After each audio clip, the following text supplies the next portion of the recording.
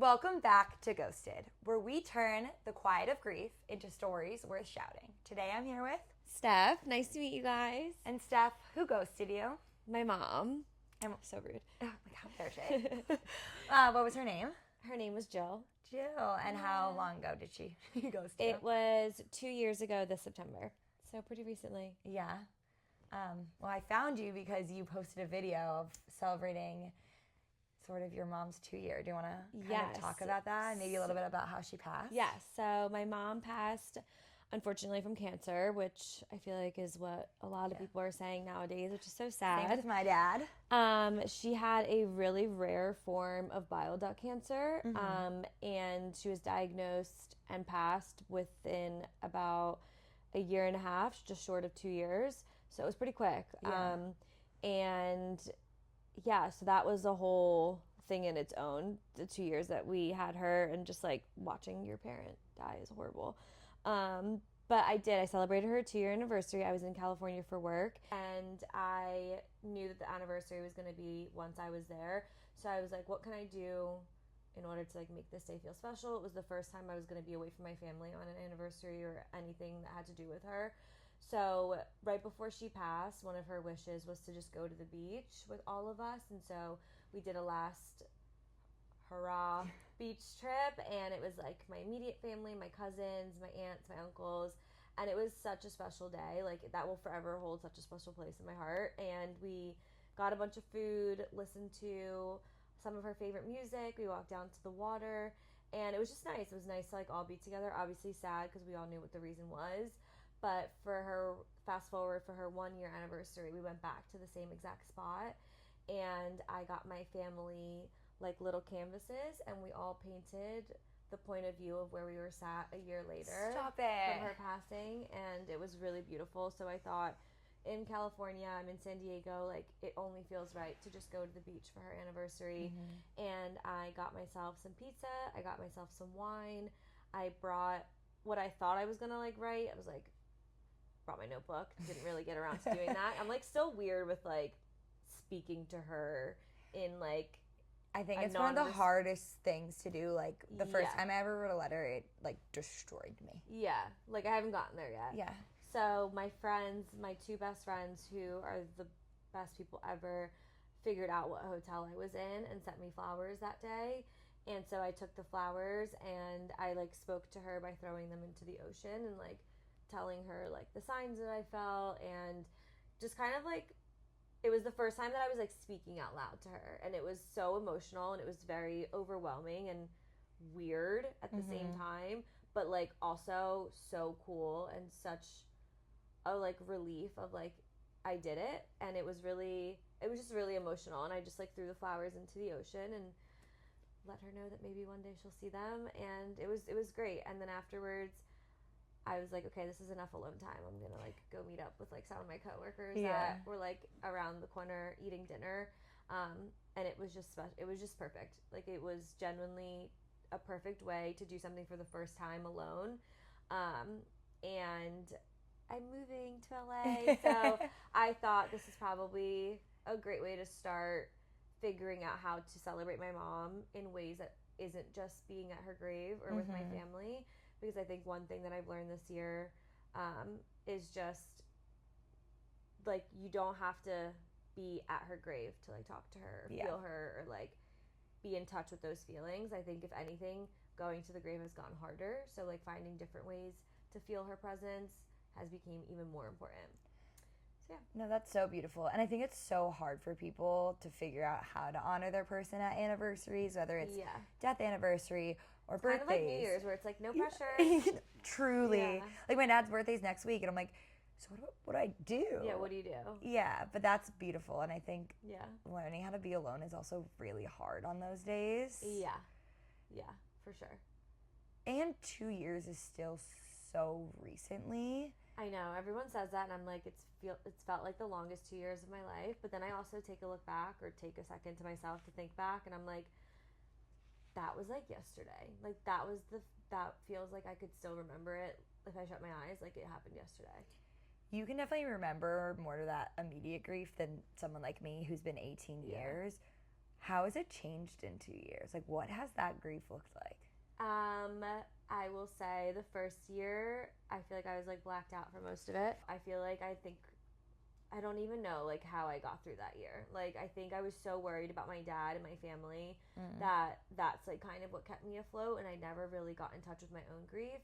And I was so afraid of my family forgetting to keep my mom alive that I like did everything possible on any type of like anniversary or anything that had an importance to it. I was like, I need to do something for this. Yeah. Whereas year 2 has really been, I don't, like almost like my own grief. Like I definitely had a harder time with it this year going into it, because it just felt like now I'm not worried as much about my family. Like we've survived a year, everyone's like back on their feet. And now I'm just like, like, it's harder for me to go to the grave. It's harder for me. I've gone into a routine of like, I don't talk about her as much. And like, I'm so back into my like work and life, and just like life continues on that I'm like, am I forgetting what that's like? And that's been a bit confusing. So just like really finding a way to like keep her present, but also not putting so much pressure on myself as I did that first year. Yeah. That's so interesting how you say life moves on, because I think when you're the person grieving, it's so relevant and in your face how in those first few weeks and months people are like by your side, and then their life moves on, and then you're like, oh, shit, do I have to also continue living? I remember I was so angry in the beginning of everyone, like all the, like my friends or anyone having just like normal plans, and I was like, how do people just continue on with life? And like, my mom's dead. Like that's crazy. Everywhere you go, your mom's going to be dead. Like that will never change. Yeah. That was like a hard one to really get through. And I still struggle with that one a lot, because I always get in my head, because I'm like, I'm going to have more life without my mom in it than I ever will have had her in it, and that's a spiral for another day. I can throw myself into a massive one over that. I'm like, that's crazy to think about.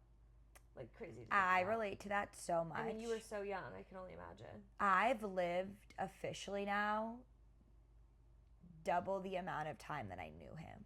Like he's been dead 18 years, and he died when I was 9. And I think I'm at a point now in my life where I know how beautiful life is, and there's so much joy in life that I get to experience, and I feel guilty that he can't. I think about that too, where I'm just like, I don't know, my sister graduated high school and she's going to graduate college, and you know, my siblings will get married one day, and I'm like, I'm sad that she's not there, but what's actually sad for me is that she doesn't get to see that. Like that's what makes me sad. Like we will be okay. We get to experience so much joy in life and like all the things that are to come, but like she never gets to be a part of that. And that's like so sad. It's heartbreaking. Yeah. Yeah.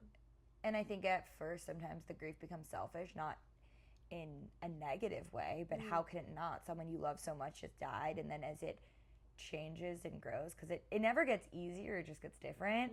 Like that piece of, oh shit, they're not going to be here for milestones. Yeah, which is, I'm sure it's not easy for anyone. It's just like, it's something I try not to think about sometimes. Yeah. Like, I'm also single, so it's not like I have to worry about anything. So if anyone's watching, and hey. Not using my mom as like a way to get men to pick me up. You know, it is funny though, because and I don't know how this has been for you, but when I first started dating, because even though he died so long ago, like I'm not dating at 9 years old. So when I moved to the city and started dating, I was so anxious every time I went on a date, because I was like, well, I'm gonna have to tell them my dad's dead. Oh, I speak as if like I say my parents. Like I speak as if like my parents are. It's like funny because I noticed, and I was like, oh, maybe your dad is remarried. It's funny. I even said that to you earlier, knowing that you were about to talk to me about my dead mom, because I didn't even think. It's so funny that you clocked it, because I also clocked that you said that, and I'm so different, where because my dad's been dead so long, I'm so hyper aware of how people talk about their parents. So if someone just says like my mom, I'm like, divorce or dead. So I say that now because I think in the beginning it was so much easier for me to say my parents because it kept a part of it alive. But my therapist, because I love therapy. We love therapy. My therapist had called me out on it one day, and she was like, when you refer to home, you say my dad's. And I was like, I don't know. I think there's like this shift that happened in me recently of like, I don't know, I just refer to like anything back home as like, oh, I'm staying at my dad's, and my dad is also moving to Florida, so now he just bought a new house, and like I really keep saying my dad's. Is that hard, him leaving your childhood home? So it wasn't our childhood home. I moved a lot growing up. My dad builds homes, so we would live in a home, he would sell it, he would build another one, we would live in it, he would sell it. So the most recent one, he had built during COVID, and my mom got to be a part of it, and so she really decorated the inside, picked out all the furniture, and it was the house that we always say was built for her to get sick in, and to die in, because it was the most beautiful house my dad has ever built. It's the biggest house we had ever lived in. It was her dream home. She got to put her own touches to it.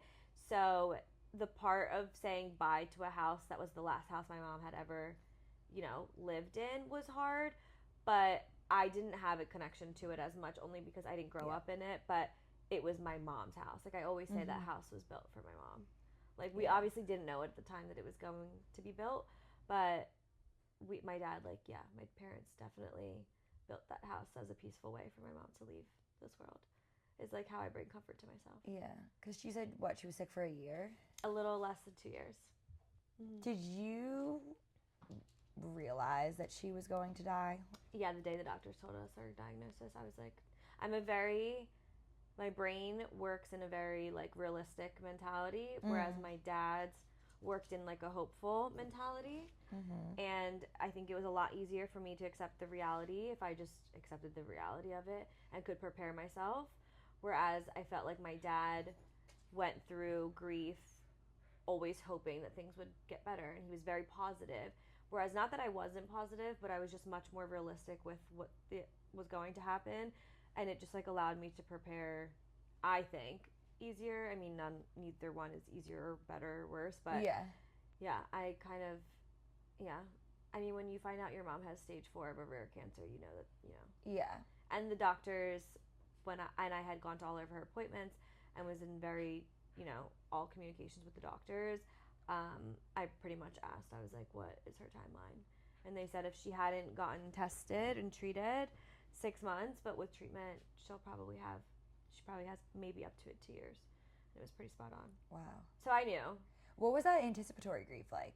Like preparing yourself and then actually watching her pass? Not that any grief is easy, but sometimes I always say, like, watching your parent turn into nothing has to be worse. On the part of the physical and, like, losing someone in front of you, I'm sure losing someone without having to say goodbye or the option to, like, do the last minute things that you want to do has got to be hard too. But that, like, deteriorating of a human is horrible. Yeah. Like, horrible. And you're watching someone pass, so you're feeling guilty for everything that you're possibly doing that's not with them. Yeah. So, she was in your house. Fucking sucks, actually. Yes, when she went into hospice, she decided she wanted to stay home. And it's funny thinking about it now, because I always, like, I don't know if you ever if you ever had friends growing up and they're like, someone died in this house, you're always like, that's so scary. Ghost. It was so comforting having my mom pass in the house, because one, we all got to be there. Two, it was just like, it was her home. Like, it just solidified, like, her home. Oh my God, you just want to play? Yeah. You just want to play? You want to talk about mom too? Yeah. Oh. Yeah, something about her passing in the house was just really comforting, and I think being able to, like, be home and not have to worry about leaving the hospital or all the machines or all of that, it was just really nice. But I'm sure to the outside world, anyone that's like, she died in your house, like, that's gotta be so scary. Wait, my dad died in my house too. But, like, it's so scary to anyone that's not my family. Except for, like, the times that I've gone back after she's died and, like, I'm sleeping by myself and I'm like, this is mom. Like, this is so creepy. Like, my mom's body was down there. Yeah. Ew. No, but that's, like, a nice way of thinking about it. Yeah. The only weird part, I think, for me, and again, I was really young, is when they had to take the body out of the house. Like, that is a weird thing. It's exactly how they play it in movies, let me tell you that. Like, it was exactly like, stretcher comes in, put on stretcher, covering, stretcher rolled out. They like checked that they're dead. My mom was like, he's fucking dead. Like, please just my mom had been get sat there for like an hour. I was like, this is dead. Like, she's like, yellow. Yeah, no.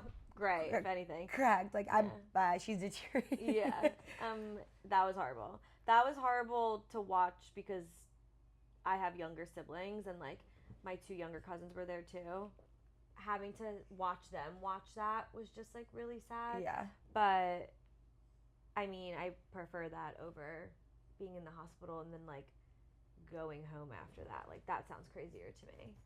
Yeah. So we had like all our family over afterwards and yeah. I mean, I guess you had dinner right at, no, I mean that's that is so strange though when you're just like, so now we just continue the day. You're just like you guys hungry?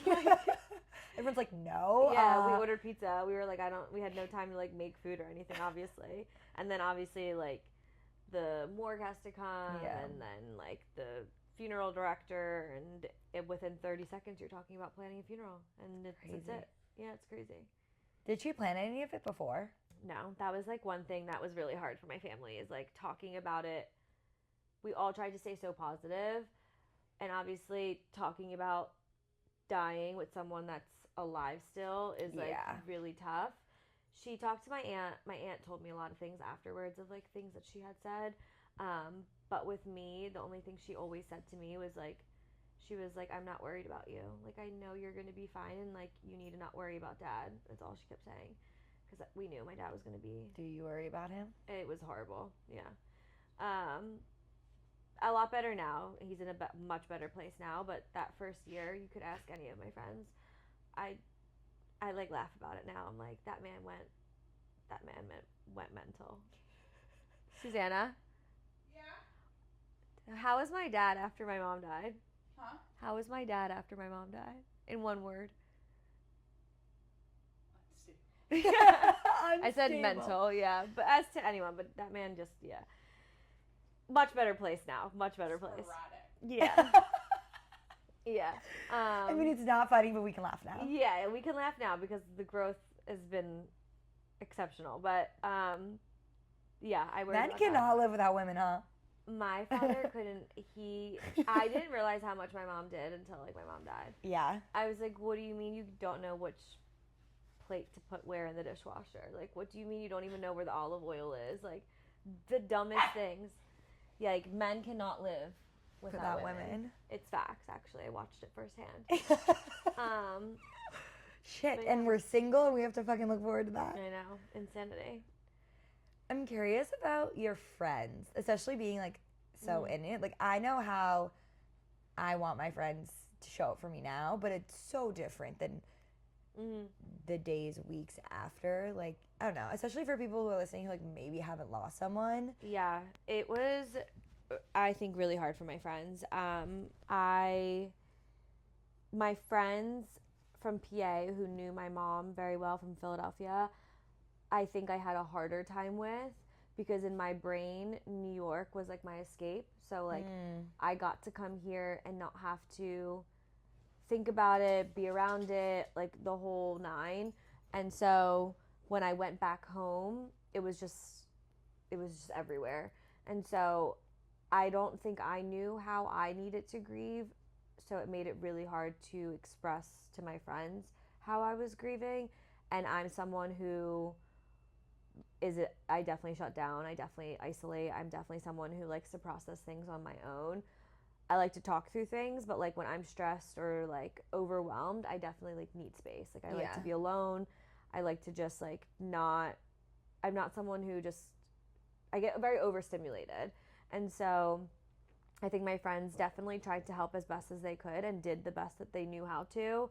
But I definitely didn't make the situation any easier because I, didn't want to talk about it. It was really hard explaining to my friends of, like, that didn't live, like, obviously my roommate was incredible and, like, it was easy because, like, we were in person. So, like, it would just come up in conversation. But when you get a text of, like, how are you feeling, the last thing I felt like doing was responding to that because I don't know how I'm feeling. So how do you articulate that to someone who's trying to be there for you? Like, there just isn't a right way to do it. And so I think I grew some distance of like I needed to figure it out on my own before I could ask for help.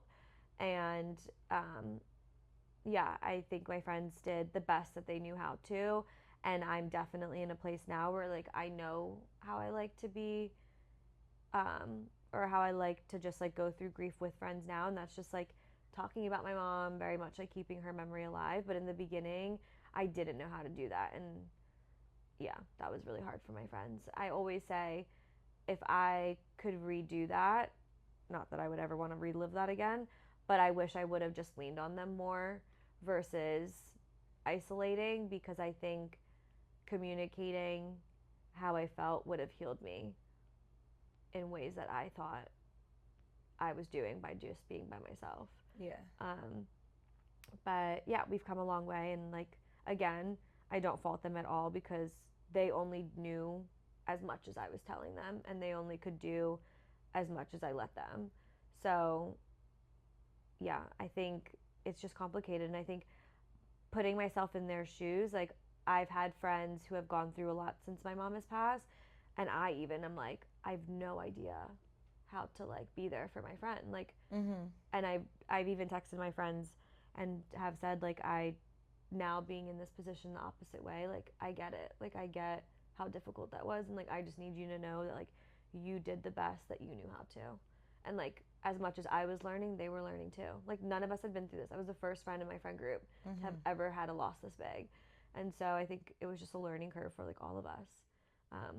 But communicating definitely like allowed us to get into such a better place, because I told them what I was feeling of like how I wanted to,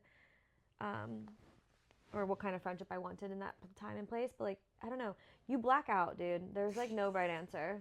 Like I was blackout for a year. Yeah.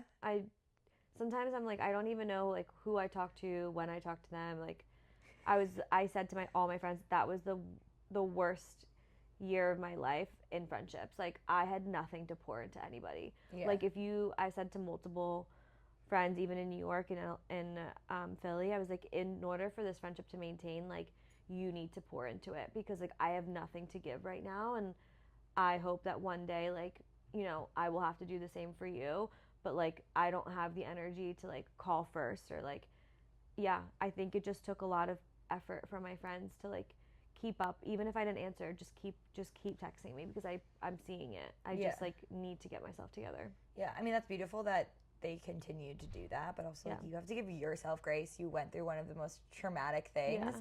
But it's just a good reminder of like, especially for friends who maybe have someone going through this, you can't always show up as a good friend when you're grieving, and that doesn't mean that you don't want to be a good friend or want to be the person that's there, and like giving that griever space and grace to do that. I definitely had to learn that like just quickly, even with myself, where I was like, I genuinely don't have the mental capacity to be a friend right now. Like my brain is just like barely working.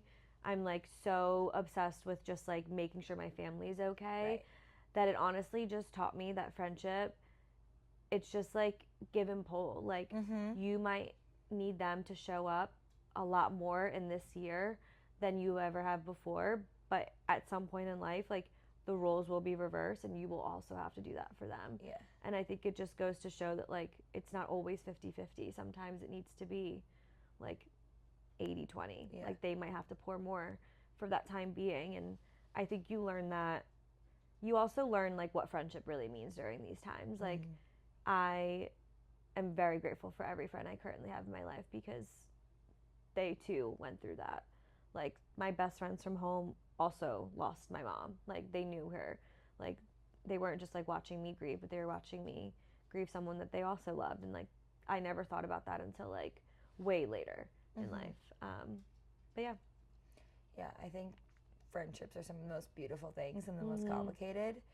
But it just reminds you and everyone that, like you said, friendships are give and taken even at the best times in your life. Like you have to be that cheerleader for that person when they're at their peak, because one day you'll get there and you want them to be there for you, and especially in those low times. For sure. Yeah, I love my friends. If you guys are watching, you know who you are. They better be watching. Yeah, I think that this is something that there will never be a right or wrong answer to. Like, you just figure it out as you go. And it might not work the first time, but hopefully you never have to do it again. Yeah. And if anything, it just like teaches you how to show up when someone doesn't know how they want people to show up. And like, you just have to, everyone's just doing their best. And that's why I love having conversations like this, because it's constantly learning and growing, like for myself even after all this time, but then also for someone else. Like, it's hard to articulate feelings, and unfortunately everyone's gonna go through this at some point, whether it's watching your best friend grieve someone or having it happen to yourself.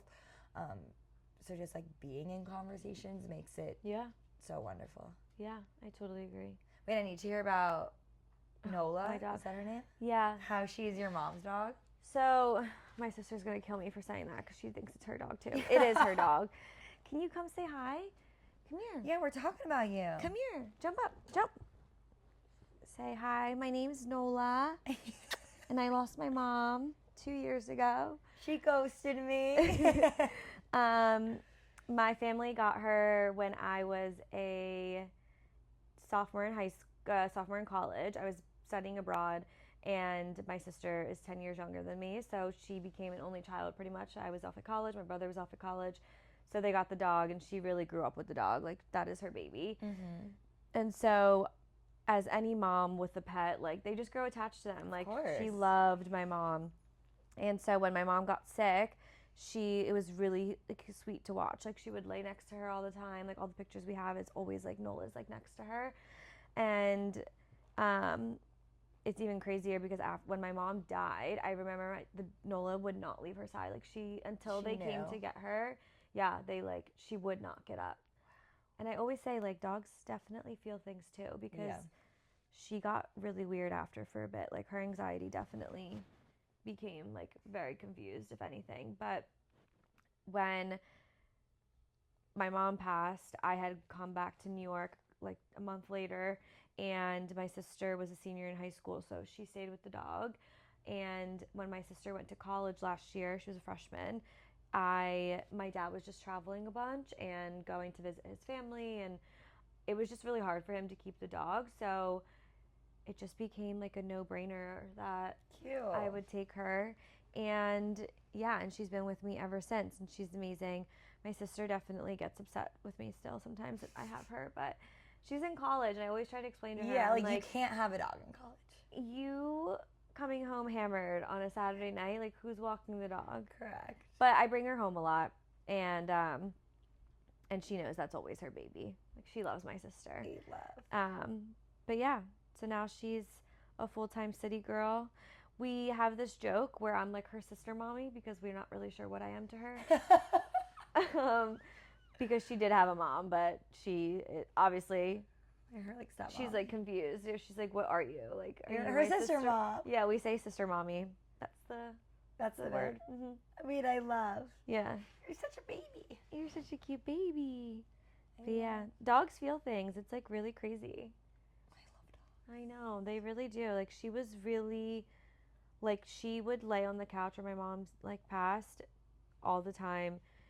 I don't know, it was just like weird. She became like really quiet, like, just like, she's got her sparkle back now. But I always say, like, I take her to the grave all the time. Not that she can, like. Do you visit your mom? I do. I try to. Yeah. Not every time I go home as much as I did in the beginning, because it's just like, it's very overwhelming. Yeah, it sucks. It's emotional. Yeah. It's like, oh, they're just bones now? Yeah. Like, what the fuck? Yeah, I'm always like, what's up? Like, what do like, you hey. say to yourself? Yeah. Yeah. So like, I always take her to the grave, and she always pees. So it's really just her way of saying hey. But yeah, I try to take to her. I'm like, not that she knows anything, but I try to show her pictures or like play her voice. That's so cute. Yeah. Not that you have her voice? And like a voicemail, but I don't. She like looks around like, what? She doesn't know shit. This is, I don't know why you saying this just made me think of this, but my dad, like, I didn't have a phone, so I didn't have like my dad's like number pinned. Like, do you have her like pinned? Yeah, it's like, and in your favorites? I can't let go of it. Yeah, because like think about it. Like, my dad died in 2007. Like, we didn't have iPhones. Yeah, mine is. Like, so she's like pinned and favorited. Yeah, she's like my number one still. Shut up. Yeah, how can you get rid of it? I've accidentally hit it a few times, but Did you have group messages with her that she was in? So funny story, our family group chat, obviously. Last Christmas, we were in France, my dad's side of the family. I have a lot of family in France. So we went for Christmas, our first Christmas without her. And we were texting in our normal group chat with like me, my mom, my dad, my brother, my sister. And all of a sudden, my mom responded. No. And we were, let me see if I can still pull it up. We were so spooked. But we were like texting like normal. And it responded. And I remember I texted my sister because at the time my dad still had my mom's phone. So I had just assumed that he had texted back like on her phone. And I was like, that's so weird. I was like, why is dad texting us from mom's phone? And I called my dad and he was like, what are you talking about? And I was like, somebody's texting off mom's phone. He was like, her number must have gotten bought out. Like someone That's crazy. Registered the number. And yeah, we had to remove her from the group chat. Mom had to go. We were so sweet. I was like, that is so creepy. I was like, someone is texting from my mom's number. That is really, so creepy. Really strange. Yeah, but that will forever be her phone number. So yeah, no, it's your mom's. Mm-hmm. We were spooked. It was crazy. Yeah, that is wild. Yeah. Oh my goodness. All right, I have one final question that I always ask everyone. Yes. What is the loudest lesson she left behind? Oh man.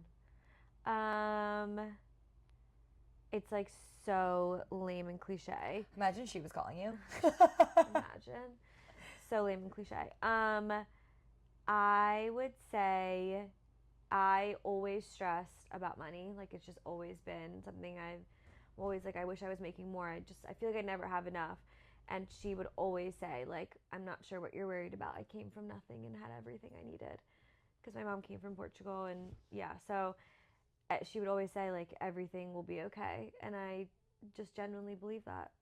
Like everything will be okay. Like even after she passed, like my family will be okay. I will be okay. Like everything will be okay. So yeah, not as like fun as. No, that's beautiful. Yeah, but I like genuinely feel that in my heart. So it's funny now because I say it to my sister all the time. So like hearing it from my mom, I always be like, that's not what I want to hear, Mom. Right. And so now my sister is a sophomore in college and she like calls me about any drama she has or stressed about money all the time. And I'm always like, I hate that I'm saying this, but like, what are you worried about? Like, I will never let you not have $1. I will never like, you don't have, like, it will be okay. Like, you're always so worried. And we joke because I'm like, I sound like Mom. That's crazy. You're becoming her. Yeah. Yeah. Oh, so. Thank you for sharing her with me. Yeah, I love talking about her. Yeah. Anything else you want to share? Like, she was pretty cool. That was great. Yeah. Yeah. Yeah. She sounds cool. Yeah. Thank you so much. Yes. Thank you so much. Of course. And thanks everyone for listening. Bye, guys.